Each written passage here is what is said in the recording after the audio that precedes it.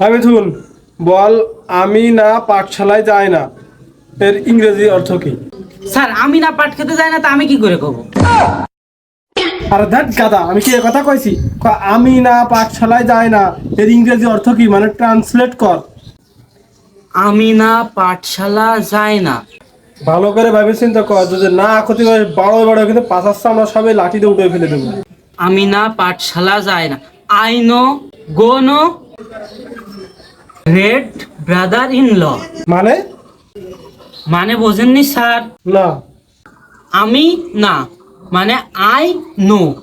English দিয়ে যেহেতু সব করছি, তাহলে স্যার আপনার ইংলিশ দিয়ে সব বুঝাই করছি। গো নো মানে যাই না। রেড মানে পাঠ। আর শালা মানে brother in law. I know you know read brother in law, তার মানে আমি না পাঠশালা যাই না। আচ্ছা বাবা, তুমি কোন গাধার স্কুলে পড়ে এই জায়গা ভর্তি হয়েছো? স্যার আপনার স্কুলেই তো 10 বছর ধরে পড়তেছি।